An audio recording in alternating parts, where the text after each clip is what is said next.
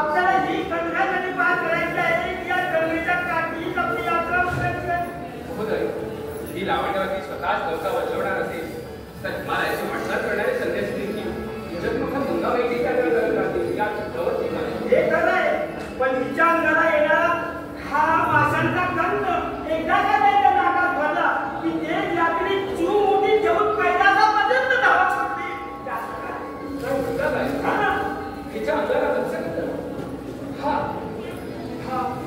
येणारा मत्स्यगंध म्हणजे एकूण आपल्याला नाग आहे तर मला वाटतं तेही दक्षिणेकडे देऊन आपण यात्रेसाठी निघालं.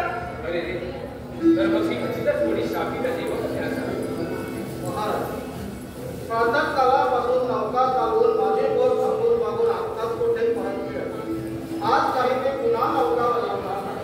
पण तुला आज कमी असा माझ्या आयुष्यात हा भेट योग आहे. आज तुला न पाहिजे पाहिजे.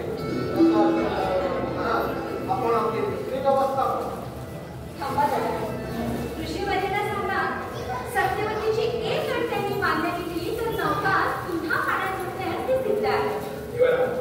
तुझ्या कन्येला का तिने घातलेली कोणतीही अट माझ्या तपश्चर्येच्या आड येणार नसेल तर पराशराला दादा, त्यांना सांगा, सत्पुरुषाचा सहवास लावावा ही सत्यवतीची फार दिवसांची परीक्षा आहे. तेव्हा गंगेपार झाल्यामध्ये ऋषीवर्यांनी सत्यवतीच्या संमतीशिवाय गंगेचा परिसर उलाटला का म्हणे. इतकंच अहो, ही गोड अट कोणता तपस्वी मान्य करणार नाही. हा सौदा काही ठीक दिसत नाही. ही नौका बहुतेक या गंगेच्या काठी उलटणार असाच रंग दिसतोय. आणि मला बाकी त्याच्या प्रार्थनात जे काही लिहिलं असेल ते कोणाला चुकायला सोडत मला आपली हसनापणाची वाट टाका बघून.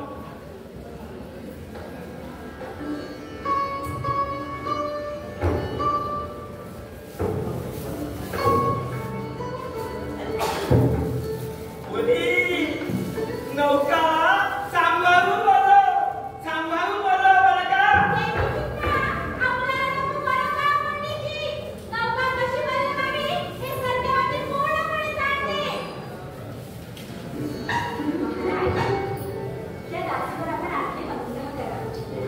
तुझे कोणते प्रिय दिवसा उशिरा एकट्या आपणासाठी ती नौका पाण्यात उठली तर माझे आत्ता सोप्या मला दुष्ट दिल्याशिवाय राहिलेत का? तुझी चिंता योग्य आहे म्हणून मी काय करू. सूर्य मावळतीला जाईसोबत आपण ढगावरची वाट पाहतो. सूर्य मावळतीला जाईपर्यंत का महाराज, या दासीवर रागवतात? नवे काय भगवान सूर्यनारायण आज किती घटना माझा अंत होणार आहे माझा हिशेब कधी होतो नाही. इतकी का आपल्याला हिमालयात ठेवून जायचे आहे? सत्य या गंगेच्या पाण्याला फार ओढ आहे. आम्ही तरीच वैराग्याची साधना करण्यासाठी मी हिमालयाची यात्रा करते. पण या गंगामाईच्या मनात मला दुसऱ्या सदनेत गुंतवावं असेल. गंगेसारखे तपस्वी देखील सम्राट शंकरासाठी सुखाने संसार केला. मग संसार सुखाबद्दल आपल्याच मनाला एवढी हसती का बरं वाटावी? कदाचित घडतं आहे यात काही दैवी नियमाने नसते का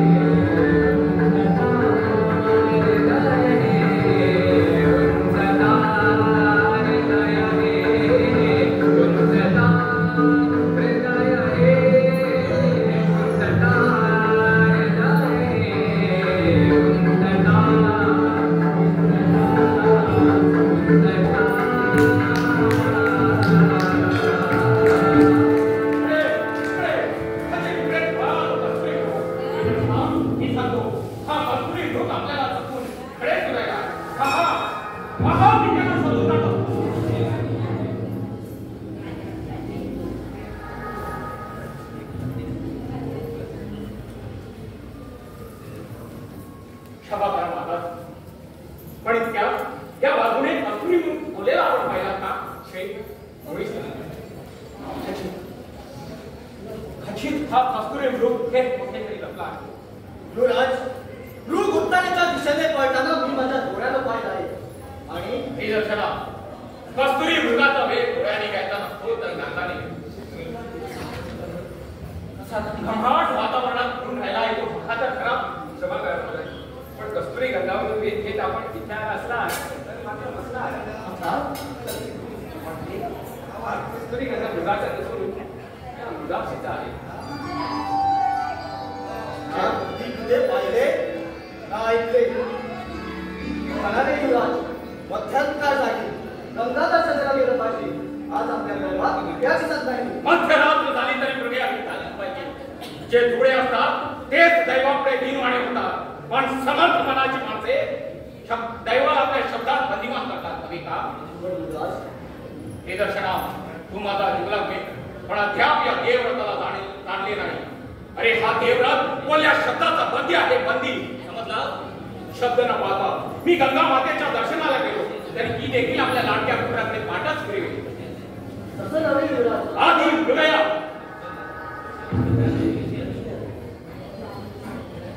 हा गंगापुत्र युवराज खरोखर सम्राट शंतनू झाली होती. ती तेजस्वी आहे. ते मला कसं कळणार महाराज? मी तर आपल्याच ठिकाणी दिसले आहे. युवराज मृगयासाठी रानावनात बनवतात आणि या मृगाशीच्या पायाशी माझी मृगयासाठी आहे. हृदय आपली झाली की माझी झाली हे गंगाबाई आहे. तुझ्या बोलण्यामध्ये पराशराच्या पांडित्याचा काय ठेवा करणार येतो समजतो. आता आमची तुम्हाला भेट सूर्य मावळल्यावर गंगा तीरावर उसळवली. अगं भगवान सूर्यनारायण आपल्या संतगतींना मावळणार असेल तर या पृथ्वी तलावर दिवसाची रात्र करायला मला पाहिजे. माझी शपथ आहे ना आपल्याला असं काही करायचं नाही. तू मात्र आपला संकेत Thank you.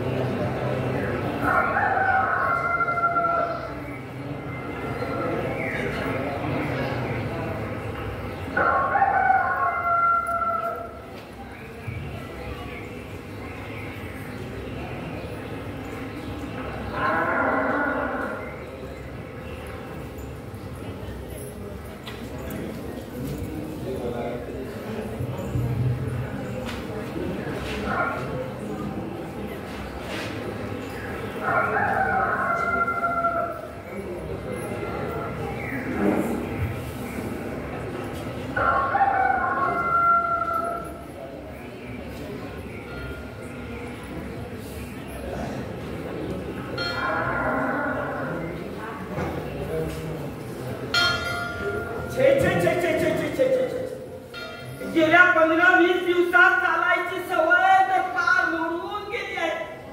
पाय तर म्हणतात रथाशिवाय लागते हलणार नाही. आता उठल्या बसल्या या चंडोळाला रथ आणून म्हणजे ना बरं राज दरबारी जर आमची वाणी लागली असती तर महाराजांनी कदाचित रथ ड्युटीला लावून दिला असता. पण आमची संभावना तरी विधानच्या पंक्ती. महाराज म्हणाले दरबारात ज्योतिषी रंगण झाले तेव्हा विदूषाकडून राहायचं असेल ना आपला का विदूषक तर विदूषक उदाहरण पाहिजे का. चला महाराजा गंगाला चला आहे तेव्हा त्यांच्या सेवेत दिवाला नमस्ते नमस्ते दिवाला नमस्ते नमस्ते पंडित जी. आपल्याला मासे भरायला दिसतात. मासे अरे हो अरे तो धंदा मी केव्हाच सोडलाय. आता राज दरबारात आमची उच्च पदावर नेमणूक झाली आहे. उच्च पदावर हा उच्च पदावर म्हणजे अमात्य पदावर चालणार नव्हे रे बुवा. अरे महाराजांच्या प्रकृतीला आराम देण्याच्या कामगिरीवर नेमणूक झाली आमची. असं असं हा म्हणजे राजवैद्य म्हणून नव्हे रे बुवा. आता तुझ्यासारख्या प्राकृत माणसाला कसं सांगायचं. जाऊ द्या पण पंडित जी का? विदूषक म्हणून कधी राजदरबारी आपलं बसतात इतकं आहे ना. विदूषक अरे विदूषक म्हणजे असं कसं समजू नको. म्हणजे मी काही समजत नाही. पण पंडित जी का? भल्या सकाळी आपण इकडे कोणीकडे झोपलो. अरे कळणार काय बाबा. पंडितच्या आधी गंगा नदीची लहर आणि त्याची सगळी व्यवस्था आमच्यात आणल्या. गंगामाई म्हणजे आपली राणी. कधीतरी सम्राटाला तिच्या दर्शनाला यावं तर वाटायचं. महाराजांचा फार जीव होता गंगामाई. हे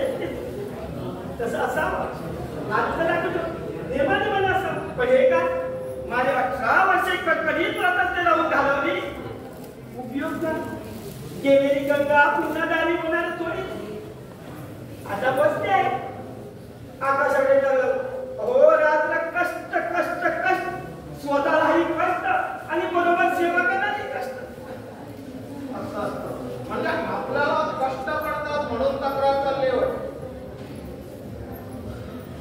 नाही रे अरे या राजाला गुंतवून ठेवायला कोणी एक राणी आणली त्या द्वार रक्षकापर्यंत आमंत्यापर्यंत सगळे दुवा द्यायचे. आपणच का देत नाही हा दुवा? पण महाराजांचं मन मुठीत ठेवीन अशी लावणी होती मिळेल. मला तुझा गळ अद्याप शापून आहे तर ते तिलाच विचारायला हवं. काय ना बेटी? दादा पंडितजींना मुलगा कसं पकडायचा आहे? ते त्याच्या प्राक्तनावर अवलंबून आहे.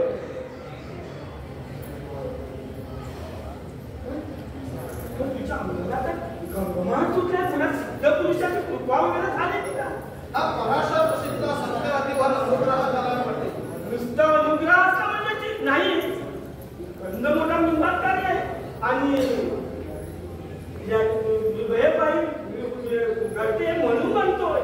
बाकी ज्याच्या प्रार्थनाचे काही लिहिलं असेल ते कोणाला तुकडायला देतो. मला आपली हस्तिनापुराची वाट महाराज याच वाटेने गंगा दर्शनाला येणार तेव्हा सांभाळ बरं.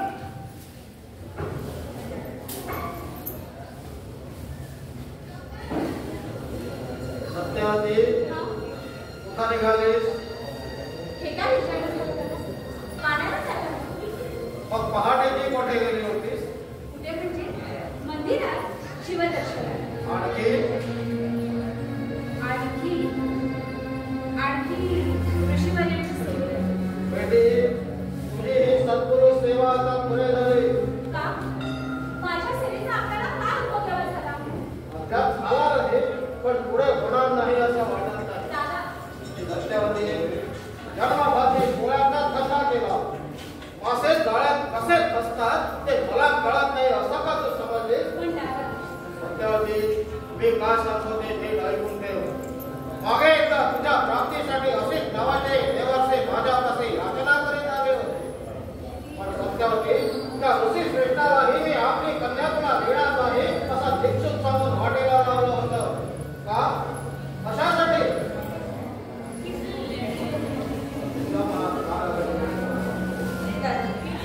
मी कधीही कुणाशी असं ते भाषण केले नाही. पण मी त्यांना मनाने वरला त्यांनी मला कसं वचन दिलं? आपल्या सर्वस्व माझ्या पायापाशी त्यांनी अर्पण केलं आहे. अर्पण करायला त्या भडंगापाशी आहे का? खेड्याच्या घरात दिलेल्या वचनावर कोण विश्वास ठेवी? बेटी मला नाही म्हणून सांग. नाही दादा मी त्याला नाही म्हणाले तर खचितच ते देहत्याग करते. देहत्याग करणारे माणसं पोहायला देखील इतक्या सहजी वाचत नाही. पण दादा मी त्याची नाही आहे. पुरुषांचा मन तुझ्यापेक्षा मला जास्त चांगला ठाऊक आहे मुली. जो क्षणात बाजारतो त्याची माया वाटायला देखील क्षणात पडतो. पण दादा सत्यावती तू जाणते जावीस तेव्हा तुझ्या धर्माची कथा मी तुला सांगितली आहे. या जीवनाच्या घरात तू वाढले असलीस तरी तू हिंदाची आर्यकन्या आहेस.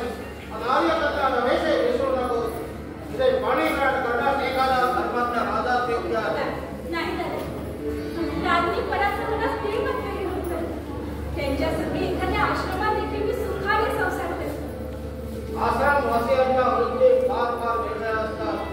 मुली तो तुझा मनाचा धर्म नाही आणि त्याचाही मनाचा नाही. पण दादा त्यांच्याशिवाय अन्य कोणत्याही पुरुषाला मी कधीही वरणार नाही अशी. आजपर्यंत पित्याची कोणतीही गोष्ट तू मागणीस म्हणून एक तरी मागशील.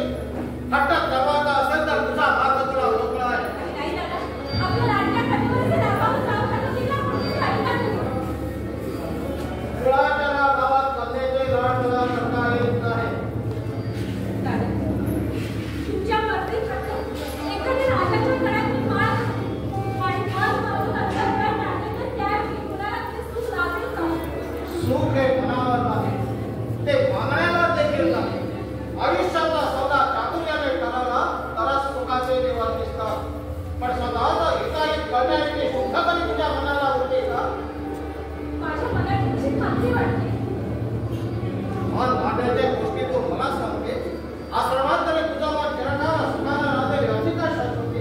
पण दादा मी सांगितलं ना माझ्या मनाची सर्व हातपाय बोलल्याशिवाय स्त्रियांना शहाणपण येत नाही हे देखील खरंच म्हणायचं.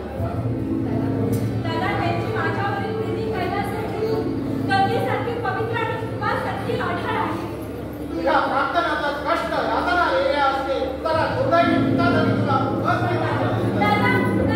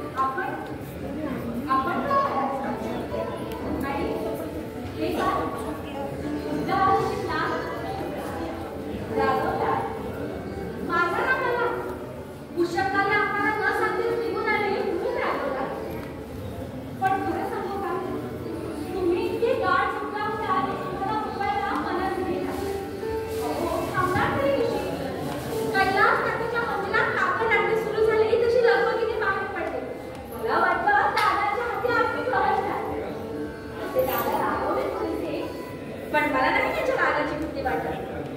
दादा मला म्हणाले, तुझे पाणी ग्रहण करण्यास एखादा धर्मांनी राजा सोडले आहे. त्यावर मी दादाला काय सांगितले ठाऊक आहे? सांगा ना, मी काय सांगितले असेल ते? तुम्हा पुरुषांना आम्हा स्त्रियांचं मत कधी कळायचंच नाही. दादांना मी सांगून टाकले, राज्ञीपदाचा मला दीड मात्रही लोक नाही. त्यांच्या संगे एखाद्या आश्रमात देखील मी सुखाने संसार करते. आणि तुमच्यामुळे काय सांगितलं ठाऊक आहे? त्यांची माझ्यावरील प्रीती कैलास वाटेतो, गंगेसारखी पवित्र आणि उल्हास नको सत्यवती, हे प्रदा श्रेय देऊन तू माझ्या दुःखावर विचार टाकण्याचे. सत्यवती मला तू विसरून जा. काय म्हणाला? तुझ्या प्रीतीला मी पात्र नाही. आज नवीनच काय काढलं ते? दादा काही म्हणाले तर त्याचा राग माझ्यावर काढायचा का? राग होय सत्यवती, तुझे दादा म्हणाले तेच योग्य आहे. या पराशरापेक्षा एखाद्या धर्मज्ञ आणि शूर राजाशी वाणी ग्रहण करण्यातच माझं ठरणे झाले. माझे हितकारी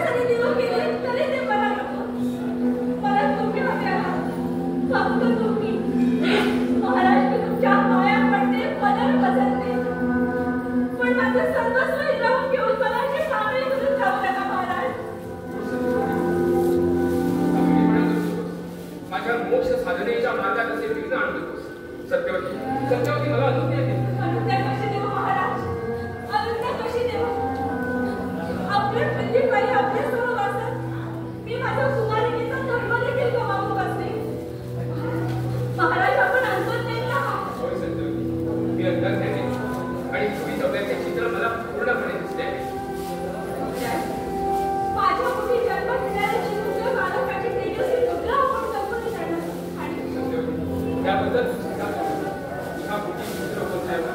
या रंगात त्याला ठेवून तो पुत्र निघून जाईल आणि आईच्या मायेने त्याचे संगोपन करेल. सत्यवती, तुझ्या पोटी पुत्र जन्म द्यावा. या पराशराच्या तपोबलाने तुझे कौमार्य तुला पुन्हा प्राप्त होईल असा दुसरा वर मी तुला देतो. नको नको महाराज, नको. मला त्रैलोक्याचे राज्य जरी देऊ केले तरी ते मला नको. मला दुसऱ्या हवेची काय करायला सांगा, पण हे मंत्रसिद्ध कौमार्य बरोबर लागून माझ्या सिंहाची अशी विटंबना करू नका. सत्यवती, त्यात तुझी विटंबना नाही. पश्चातापाने फोडलेल्या पराशराच्या हृदयात देवी मला विद्या दिली. दिलेलं वचन म्हणून माझी फसवणूक केली. घाव घालून घायाळ केलेला त्यांना अजून का त्याच्या पाय मागता आहात? दिलेले वचन म्हणून नाही सत्यवती, मी वचन म्हणलेले नाही. हिमालयाचे सार मला उभं देत नाही तोपर्यंत मी तिथे राहील असा वेळीच इशारा मी तुला दिला. इशारा होय, दिला होता. मोठ्या हुशारीने आपण मला तो इशारा अगदी वेळीच दिला आणि आज त्याचा उच्चारही मोठ्या धोरणीपणाने अगदी वेळीच केला. तर महाराज, तुमच्या हातीवर सुवासाने मान टाकणारी सत्यवती पोळी नव्याच्या पोळी देखील होती म्हणायची. महाराज मग आपली पूजा केली. सर्वांना आपल्याशी एकरूप झाले आणि आपण माझी अशी क्रूर मारत का केली महाराज? माझ्या प्रीतीबाई हे घडलं. तुझा कोणताही नाश होणार नाही अशी तरतूद करणारे तत्वे उभारली तुला दिली. मग ही कठोर दुष्णी तुम्हाला कारण नाहीस. पंच प्राणापेक्षा जास्त बोल सत्यवतीने अधिक म्हणला त्याला पण सुरगळून टाकलं. अवघे जिण्याचा निर्माल्य झालं. आता आणखी कोणता नाश व्हायचा बाकी राहिला आहे महाराज? यापेक्षा मृत्यूचा एकच वर देऊन आपण या जिण्यातून माझी सुटका का करत राहिले? सत्यवती, तुझा क्रोध मी समजू शकतो, पण माझी खात्री आहे कालांतराने तुझे सार विसरशील तेव्हा मी केलं तेच योग्य होतं असं नाही आहे. कालांतराने मी विसरून जाईल. होय, आपल्याकडे पाहून असं वाटतं कदाचित ते सुंदर स्वप्न मी देखील विसरून जाईल. मग बाकी काय उरेल? मृत झालेलं मन आणि ते मेलेल्या मनात पुरुषी शहाणपणाचे सौदे. तेव्हा याचे शहाणपणाचे सौदे हाच काय प्रसन्न जीवनाचा अर्थ, हीच काय सुंदर आयुष्याची फलश्रुती. सत्यवती, तुझ्या वाट्याला आलेल्या मनोधुनाबद्दल मला फार वाईट वाटतं. पण क्षमा करा महाराज, पण सत्यवतीने कधी कोणापुढे सहानुभूतीसाठी याचना केली नाही की दयेसाठी पदात बसवला नाही. इतका वेळ तुमची प्रार्थना केली तुमच्या पायाभीती पडलेली केवळ तुमच्या प्रेमासाठी. पण तुमच्या हृदयाची प्रीती जर सुखी असेल तर कृपा करा आणि दयेचा माझा डरा आवरून करा. पुरुषाच्या हृदयाचा, पुरुषांना हव्या असलेल्या प्रेमाचा, पुरुषाच्या धोरणे सत्यवचनीपणाचा आपण मला फार फार भयानक प्रत्यय आणून दिला. जा जा पराशर जा. तुम्हाला ऋषी आणि महाराज म्हणता नाही, यापुढे माझी वाणी लज्जित होईल. देवी, मला क्षमा कर. एका अपराध शल्याचे फार मोठे ओझे शिरावर घेऊन मला इथून जावं लागणार आहे. पण त्याची काही गरज नाही पराशर. ती निष्पाप, भोळी, प्रणयवेडी, स्वप्नाळू सत्यवती मेली, जळाली देखील. तिच्या चितेवर आपले शिरावरले ओझे तुषार बिंबावर द्या आणि मोक्ष मिळवण्यासाठी महाराज सरोवर गाठा. जा, माझी तुम्हाला आज्ञा आहे.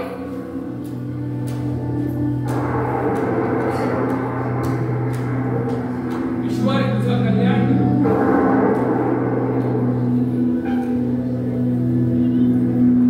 ईश्वर, या जगात ईश्वर आहे आणि असला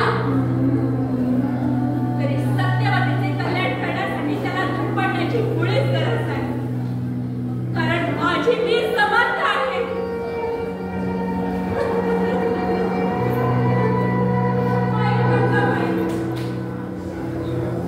स्वप्नातही कधी कुणाच्या भाग्याचा प्रतिभा केला नाही. मग माझ्या वाट्यालाही शिक्षा का गंगाबाई? माझ्या वाट्यालाही शिक्षा का?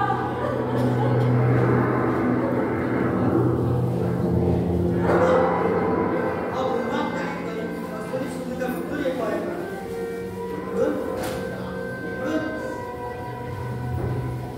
खास करून इकडून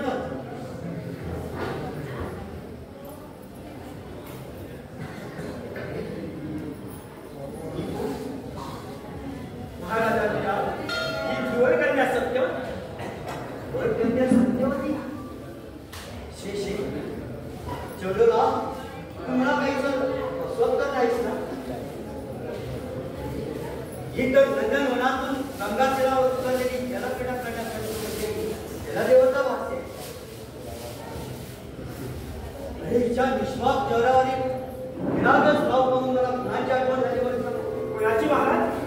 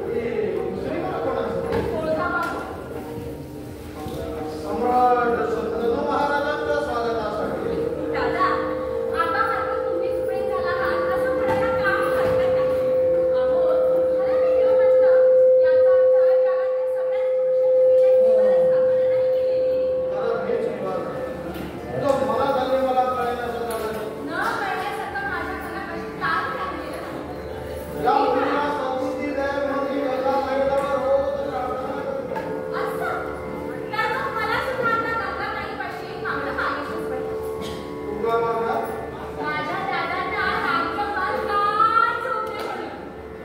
तुझं लग्न होऊन तू तुझ्या घरी गेल्याशिवाय मला झोप कुठली बोल. असं तर मग आता आपल्याला झोप लवकर लागावी यासाठी मला नवरात्री लवकर शोधला पाहिजे. शोधाची का नारी येतात त्यांची नीट संभावना केलीस तरी हो, दाजी झोपा मागायला एक विषयाकडे कडी कापसी पहिला एक का तुम्ही काय वयाच्या आणि भिक्षकांच्या बद्दल बोलतोय मी. माझ्या घरात तेवढे काय झालं.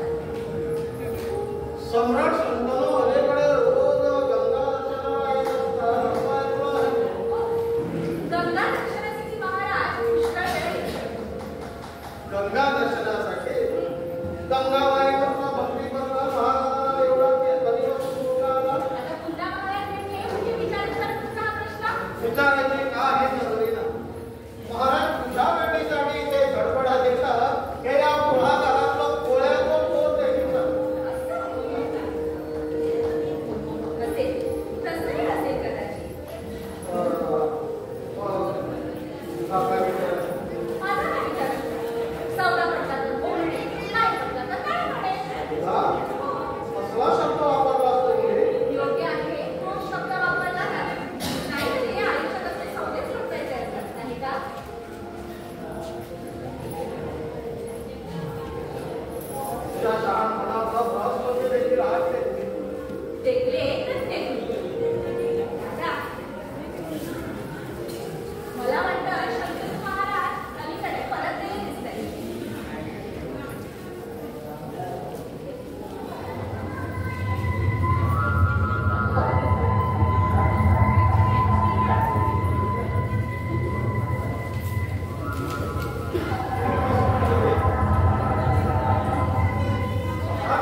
हो, आली नाही आपली.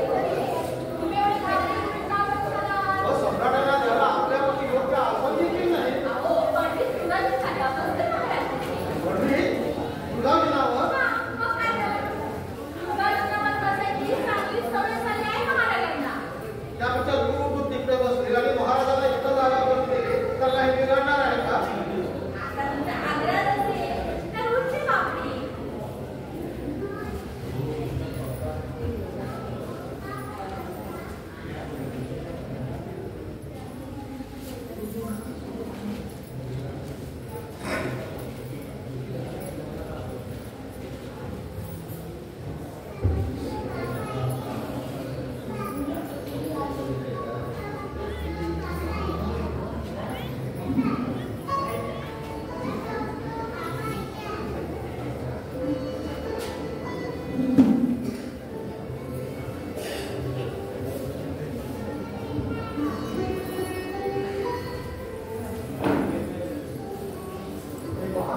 तेव्हा महाराजांना देतात बरोबर दोघेही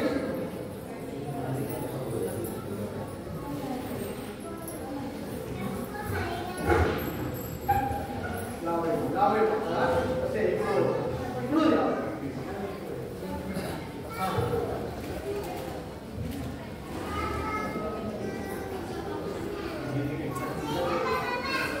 महाराजा आपण या मार्ग काढून द्या असं राजाला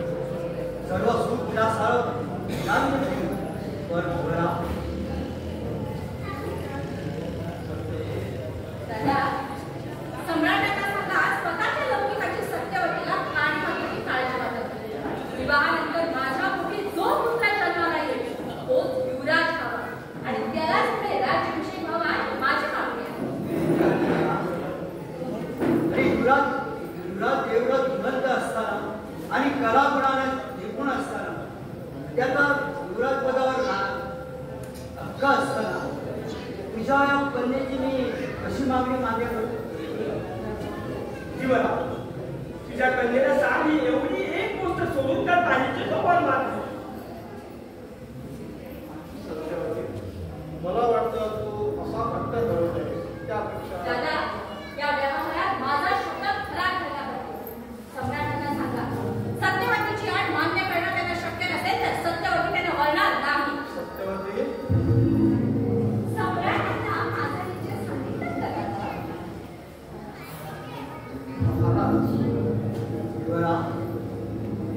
तुझ्या कन्येच्या काही माझा जीव किती जळला हे मित्र करून दाखवू शकत नाही. पण धर्मज्ञ राजा म्हणून मला माझ्याही मागण्या काही मान्य करा. विवाह ठरविताना मलाही माझ्या हितसंबंधाला जपलंच पाहिजे. माझ्या कन्येवर आपण राहिला नाही जुळला. या विश्वात जर एकच अनुरागच संबंध असेल, माझ्या प्रार्थनात जर संसार सुट नसेल, तिच्या कन्येचा तरी काय अपराध?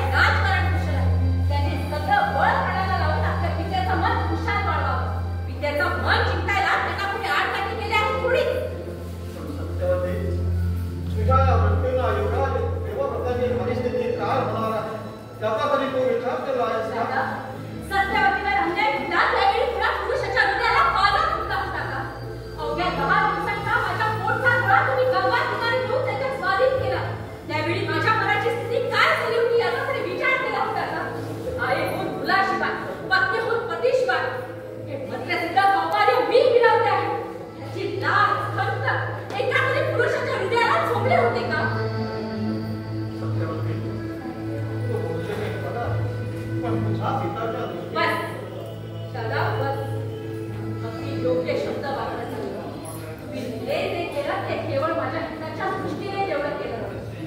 सत्यवती पाशात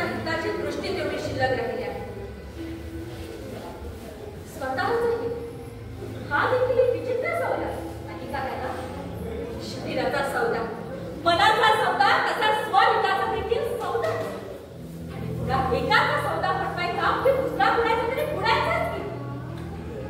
हेच आयुष्य, ही स्थिती आणि हीच नियती. दादा, मला का हो जन्म दिला दादा? मला का जन्म दिला दादा?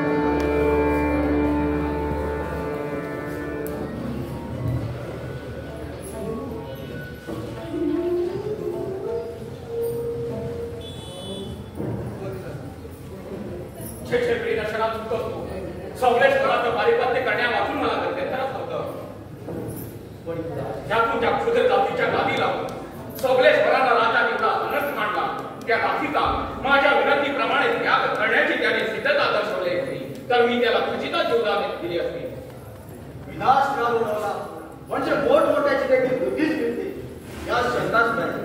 पण हे सोमेश्वराने आपल्या विनंतीला असे दुर्मत उत्तर आज दिले पाठविले नसे दिलं. सोमेश्वराच्या उर्मट उत्तराची देखील मी एक वेळ काय केली असती, पण प्रियदर्शना राजाधिराज शंतनूचे मांडलिकत्व पत्करणाऱ्या राजाचे देखील वरदान सम्राट शंतनूप्रमाणे निर्वाद व्हायला हवं होता. हे खरं, पण प्रीती एक अशी भावना आहे की प्रीतीची महती तू मला सांगतो. सोमेश्वराच्या मुखातून प्रीतीचे पुरावे कळले, पण सोमेश्वराला मी जे बजावले ते तुलाही सांगतो. प्रीती हे वीरपुरुषे दुसऱ्या रूप सम्राट शंतनूची गाढ गंगावती आणि तिच्या माघारी त्याने पत्करलेले कडकडीत वैराग त्यालाच म्हणतात. अरे आपल्या डोळ्यात प्रीतीचा लवलेश तरी त्या सोमेश्वराच्या दामुक्यात किंवा तुला म्हणतात का? स्त्री प्रीती सर्वांनाच कशी पेले? एखाद्या प्रसंगी माणसाचा रोल केला म्हणजे कोण केला? कोण जाईलच कसा? राजाचा तो जाऊन कसा चालेल? अरे वाराच्या वोकळ्याने पाला पाचवा घडीत पडाला तरी वटवृक्षाने आपली मुळे जमिनीत खोल करलीच पाहिजे. हे दर्शना मस्तकावर राजमुकुट धारण करणाऱ्या पुण्यश्लोकाच्या चारित्र्याबद्दल तडजोड संभवू शकत नाही. त्याबद्दल राज आपणास मुळीच उद्भवत नाही. पण सोमेश्वराच्या छोट्या पुत्राकडे युवराज सर्वाकडे पाहून तरी आपण त्याला जीवन द्यायला हवं होतं असं मला वाटतं. हे दर्शना सोमेश्वराच्या वधाची आज्ञा देताना माझ्या अंतःकरणाची धडपड झाली नाही असं मला वाटतं. पण मी जे कृत्य केलं त्याच कर्तव्य बुद्धीशिवाय माझा अन्य कोणताही स्वार्थ नव्हता हे तरी तुला मान्य आहे ना? त्याबद्दल युवराज आपल्या शत्रूलाही शंका येणार नाही. जितक्या कठोरपणे आपण सोमेश्वराचा वध केला तितक्याच पणे चिमुकल्या शर्माची समजूत घालून त्याला जागेवर स्थापनही केलं. तर तेवढं समाधान मला पुरेसे आहे. माझी खात्री आहे निदान महाराजांना तरी हा सगळा वृत्तांत ऐकून नेता आपल्यावर राहणार नाही. युवराज हे महाराजा तिकडे येत आहे तर मग माझे मागे होत या शंका नाही. सम्राटांचा विचार देवळा तुझं भूषण आहे. आपल्या आशीर्वादाला माझी कुठ्याला सोमेश्वराचा वध झाला. युवराज झालो आदिवाला महाराज सोमन राज्यातला सगळा कशा पडला. सोमेश्वराचा वध झाला सुटला बिचारा. आता शाल्वाची शिक्षा देवव्रता शाल्वाचा वध कधी करणार? या राजमुकुटाचा भार माझ्याही पुस्तकाला सोसेनासा झाला आहे. या राजप्रासादाच्या कारागृहातून मला मुक्त कधी करणार? महाराज काय बोलतात आपण? महाराजांची मनस्थिती ठीक दिसत नाही. चंदला युवराज काही गेल्या दिवस महाराजांचं मग चंद्र हे वृत्त मला तातडीने कळवायचे नाही का? राजवैद्याने महाराजांच्या प्रकृतीची परीक्षा केली का? औषधोपचाराची योजना शेषे देवव्रता मला काही देखील झालं नाही. हे जर खरं तर महाराज आपली मुद्रा राज धन्य आहे तुमच्या चाकरीची. देवव्रता तिच्या सूक्ष्म अवलोकनाची अगदी तू मला बोलायला जागा ठेवली नाही रे.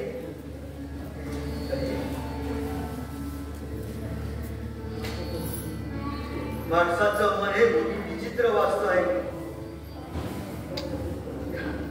तिला सुखाच्या पुष्पराशीवर ठेवलं तरी त्याला शुद्र काटे टसतातच. महाराज आपल्या सुखाला म्हणणारे काटे तरी कोणते हे मला दाखवा. मी प्रतिज्ञा त्यांचा निराश करेन. वत्सा खरंच काही दुःख अशी असतात की ज्याची त्यालाच दुखतात आणि त्यालाच ती भोगावी लागतात. तुझी आई माझी प्रिय पत्नी गंगा एका तपावर माझ्यावर सुखाचा संसार करून एक दिवस वचनभंगाचा निमित्त करून मला सोडून गेली. त्या वियोगाचं माझं मला पण का जन्माला आलेले 7 नक्षत्रासारखी मुलं माझ्या डोळ्यात येतात तिने गंगा किनारी सोडून दिली. या 7 पुत्राच्या विचित्र वियोगाने माझ्या पित्याच्या अंतःकरणाला पण महाराज हे 7 पुत्र म्हणजे वशिष्ठाने श्राप केलेले 7 रस्ते होते हेही आपण जाणता वसूने मनुष्य जन्म घेण्यासाठी आपल्याला पितृत्व दिले हा आपल्या थोर चारित्र्याचा गौरव असतो का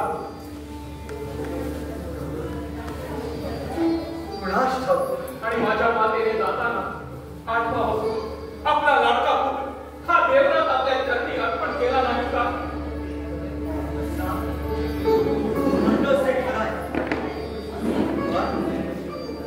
देवव्रता तू मला एकुलता एक पुत्र आहेस धर्मज्ञ म्हणतात एकच पुत्र असणं म्हणजे निपुत्रित कसं असण्यासारखं आहे म्हणजे मी पुन्हा विवाहासाठी उत्सुक आहे असं तू आपल्या अशा संदिग्ध बोलण्याने मला कशाचाही मत पडत नाही आपले बरोबर आत्मस्थ शब्दात नाकारला ते शक्य नाही कोणाने पित्याला पुत्रापाशी प्रकट करण्यासाठी येण्यासारखे हे सल्ले नाही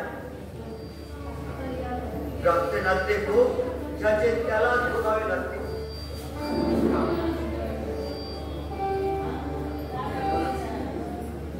त्यालाच भोगावे लागते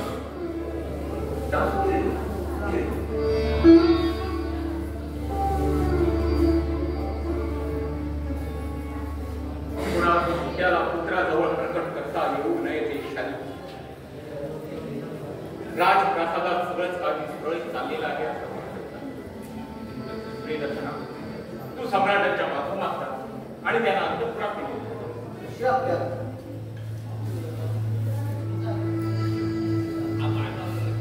चटुला तू महाराजांच्या संवादाला तो प्रकार त्यांची व्यथा तुला जितकी आपल्याला तितकीच मला तर त्या संधीतून बोलण्याचा काम पण तो बोध न होण्यासारखं यात काहीही नाही युवराज युवराज धर्मवेद ते म्हणतात की एकच पुत्र असणं हे निपुत्रिक असणं इतकंच आहे महाराजांना आणखी एक हवाय पुत्र धर्मवेद ते म्हणतात म्हणतात नाही का अच्छा महाराजांना हवाय आणखी एक पुत्र आता पुत्र काही झाडाला लागत नाही किंवा आकाशात खाली पडत पुत्र प्राप्तीसाठी पत्नीही पाहिजेच की पण महाराज पुन्हा लग्न होण्यास इच्छुक झाले आहे असं मात्र आपण समजतो म्हणजे महाराजांच्या मनात पुन्हा विवाहाचे विचार होत आहेत असे सरळ सरळ सांगची असं सरळ सरळ पित्याला पुत्राला सांगता कसं येणार गंगा माईच्या प्रीतीपायी ज्याने 18 वर्षे कडकडीत वैराग्य आचरले त्या श्रेष्ठाच्या मनात पुन्हा विवाहाचे विचार होत आहेत थांबा युवराज हा नवीनच मुद्दा उपस्थित झाला 18 वर्षे महाराजांनी कडकडीत व्रत जाऊन घालवले तसंच 18 वर्षात त्याला दुसऱ्या पुत्राची उणीव देखील भासली नाही मग अचानक या धर्मवेत्याच्या कामाने खरा महाराजांना आजच हे एक पुत्राचं शक्य काम खायला लागलं त्यावरून बोध व्हावा की पुत्र हे नुसतं निमित्त हेतू पत्नी पुत्र हे हा हेतू चंडोला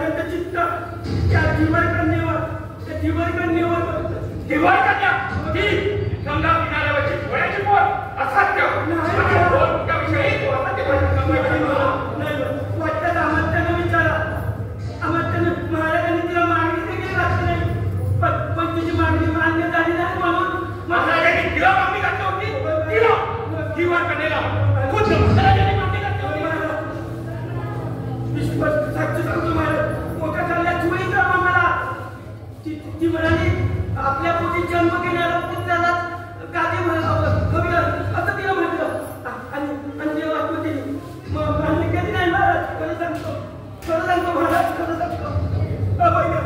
माझ्याशिवाय सत्य भाषण करण्याची तुझी हिंमती नाही, पण तुझी वाणी असत्याची तर मला फार फार नमस्ते. युवराज पदाची मला तवा लागली, पण सोमलेश्वराचा पिशाच आता माझ्या पुढे खतखता वाचत नाचू लागेल.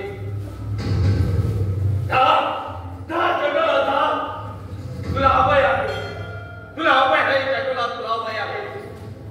देवव्रताला आता कोणी भिण्याचे कारण नाही. देवव्रताच्या सगळ्या शस्त्राची धार आता पोचून झालेली आहे.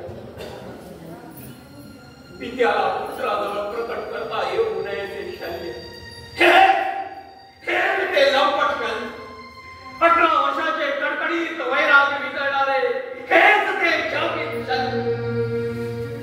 गंगेसारख्या तेजस्वी संगे केलेल्या संसाराचे सार संपले. अष्टवस्तूचे भाग्यशाली मित्रत्व मातीत मरगळून पडले. कुरुवंशाचे थोर सत्व चिखलात सरपटू लागले. या बालगंडाचे मस्तक तरी शुभ्र राहिले आहे का? या कैलासाच्या दृष्टीत तरी उंबेचे तपस्येचे दुसरे उरले आहे का? प्रीतीच्या उदरात मला दिसतात विचारी नाथ, भक्तीच्या डोळ्यात पडले आहे फूल, आणि निष्ठा तर ठरली आहे वाचवली. उरले आहे फक्त एकच, विश्वाला व्यापून राहणारे, वासनेत वळवळणारे. आकाश गंगेवर सप्तऋषीची दाटी झाली आहे, आणि इथे मातीत पाकले आहे वापलेले. मस्तकावर रुपेरी बजा फडकली तरी हिरव्या तार मनाला समजुताही समाधानदायी तृप्ती नाही. सृष्टीचे व्यापारात लटल्यासारखे दिसतात. काळ असा आलेला दिसतो की यापुढे पुत्राने पित्याचे लग्न लावून द्यावे, आणि माता पित्याची मुले आपल्या मातीवर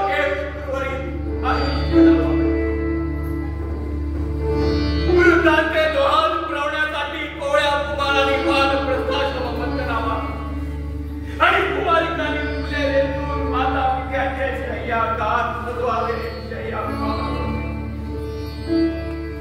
आई गंगा माई माते तेही केले असते. तुझ्या सारख्या तेजस्वीचे पहाय्या राजगृहाला लागणार असते, तर हा देवव्रत बालकाच्या पावलांनी मायेच्या स्वागतासाठी सज्ज झाला असता. पण ठीक ठेवा कन्या माझी माता. नाही माते, सांग मी कोणती तपस्या करू म्हणजे या एका कुचित मनाला तरी मुक्ती मिळेल. सांग मी कोणते दिव्य असू म्हणजे भोग बघून भकाळीला गेलेल्या उपाशी पोटाची तरी भूक मागे. मध्ये त्या प्रसन्न प्रवाहात अखंड बुडून देखील सम्राटांचा कंठशोष नाही. सांग आता मी कोणत्या बलिदानाला सिद्ध होऊ म्हणजे या त्याच्या दृष्टेला तरी तृप्ती लाभेल. शल्य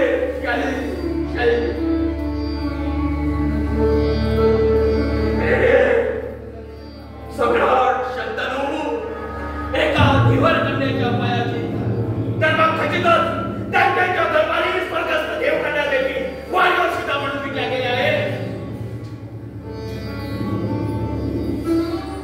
युवराजांचा कुशाल असो.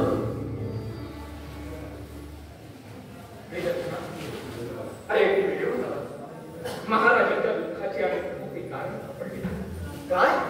काय सांगता काय? सम्राटाच्या विवाहाची तयारी करायला वधूंची आता विवाहाच्या पुढच्या वाटाघाटीसाठी आपल्याला गंगा किनारी कासराजाच्या कुठे जायला. सम्राटांचा कधी निघायचं? सम्राटांचा विवाह? छे अरे वेड्या, त्या तुला आश्चर्य वाटण्यासारखं काय नाही. अरे हे काही दिवसात विरहानं धुणीला लागून सम्राटांची काय दशा झाली आहे ती तू पाहिली नाहीस का?